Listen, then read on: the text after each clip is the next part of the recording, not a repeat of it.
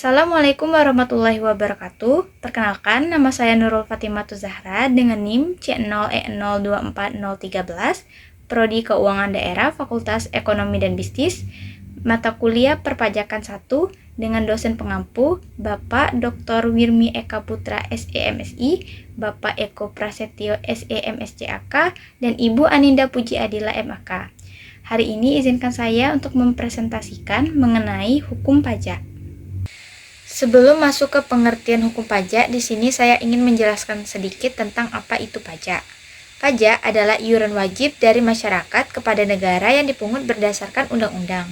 Pajak ini bersifat memaksa, akan tetapi hasilnya akan digunakan untuk kepentingan dan kesejahteraan bersama dalam bentuk pembiayaan bangunan seperti jalan, sekolah, rumah sakit, dan pelayanan publik lainnya.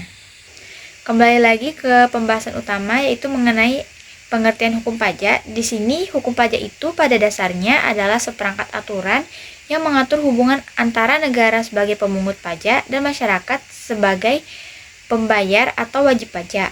Nah, pajak ini termasuk ke dalam hukum, administrasi, dan hukum publik karena mengatur tata cara pemerintah dalam memungut, mengelola, dan menagih pajak serta mengatur hubungan antara negara dan warga negaranya.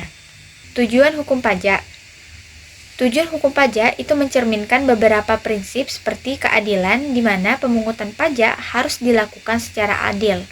Artinya, setiap warga negara dikenai pajak itu sesuai dengan kemampuan ekonominya.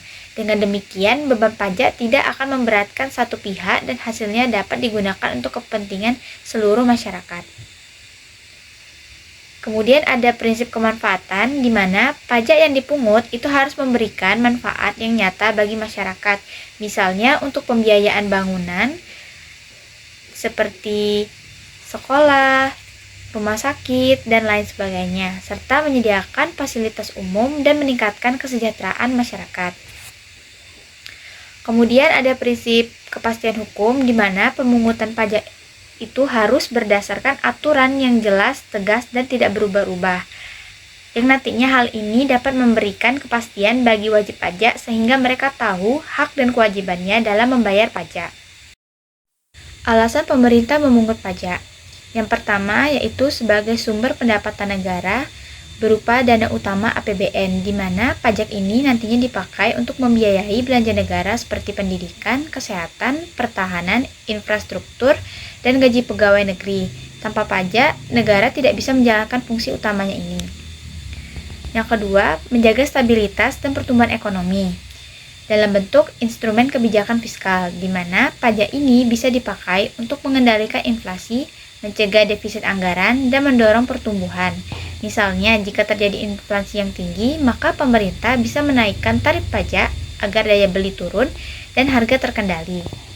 Yang ketiga, mendorong keadilan sosial dalam bentuk pajak progresif mengurangi kesenjangan, yang artinya orang yang berpenghasilan besar akan membayar lebih banyak.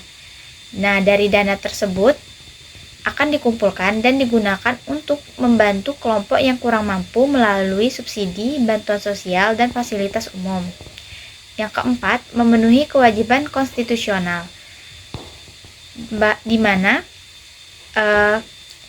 pajak tersebut merupakan perintah langsung dari Undang-Undang 1945 Pasal 23A yang menyatakan pajak dan pungutan lainnya yang bersifat memaksa untuk keperluan negara diatur dengan undang-undang. Artinya, setiap warga negara wajib membayar pajak sesuai bentuk tanggung jawab hukum dan partisipasi dalam membiayai kebutuhan negara. Teori pemungutan pajak. Terdapat beberapa teori dasar dalam pemungutan pajak. Yang pertama, teori asuransi. Dalam teori ini, pajak dipandang seperti premi karena negara memberikan perlindungan kepada warga negaranya. Yang kedua, teori kepentingan yang menekankan bahwa semakin besar kepentingan seseorang terhadap negara, semakin tinggi pula pajaknya.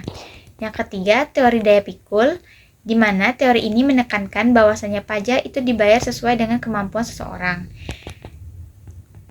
Yang keempat, teori bakti yang memandang bahwasanya pajak itu sebagai tanda bakti warga negara terhadap negaranya. Yang kelima, teori asas daya beli yang mengibaratkan bahwasanya pajak itu seperti pompa daya beli yang ditarik dari masyarakat untuk negara lalu dikembalikan lagi dalam bentuk fasilitas umum kepada masyarakat.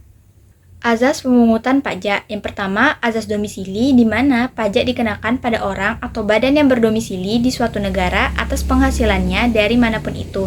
Contohnya, penduduk yang tinggal di negara Indonesia yang tetap melaporkan penghasilan luar negerinya. Yang kedua, azas sumber, yaitu pajak dikenakan pada penghasilan yang bersumber dari wilayah negara itu walaupun penerimanya orang asing ataupun bukan penduduk situ. Contohnya adalah seorang konsultan dari Malaysia yang memberikan jasa pelatihan di Indonesia. Walaupun ia bukan warga negara Indonesia dan tidak tinggal di Indonesia, penghasilannya tetap dikenai pajak di Indonesia karena sumber penghasilannya berasal dari Indonesia. Yang ketiga, azas kebangsaan, di mana pajak dikenai berdasarkan kewarganegaraannya, yang artinya warga negara dikenai pajak meski tinggal di luar negeri.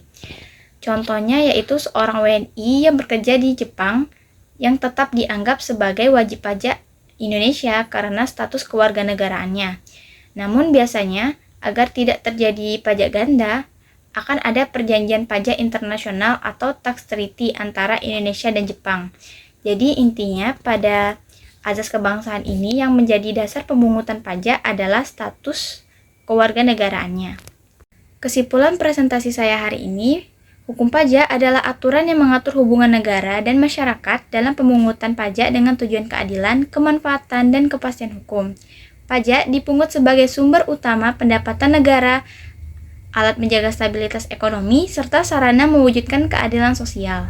Landasan dalam pemungutannya pun didukung oleh berbagai teori dan asas yang memastikan pemungutan berjalan adil, efisien, dan transparan demi kesejahteraan masyarakat. Demikianlah presentasi saya hari ini. Mohon maaf apabila ada salah kata dan perbuatan. Saya akhiri. Wassalamualaikum warahmatullahi wabarakatuh.